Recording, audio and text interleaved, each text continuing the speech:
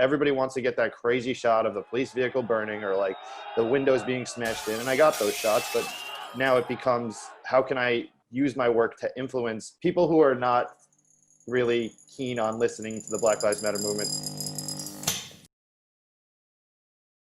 Thomas Hengy is a photojournalist in New York City. He stuck around the city during the COVID-19 shutdown to document the experience while most others were afraid to do so. I sat down with Thomas, virtually, to ask him about the realities of being a photojournalist in 2020, arguably New York's craziest year yet. How has the pandemic affected your work schedule?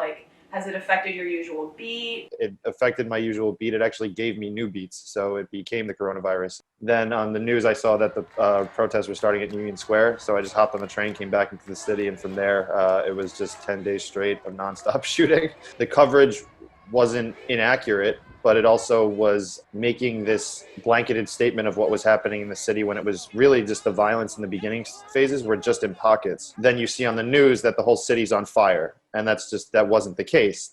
It's all about what sells. Did you notice that people were more hesitant when you were there with the camera versus in the past, or? In the beginning, for sure, people were very reluctant to have their picture taken, their faces. A lot of people would just do this.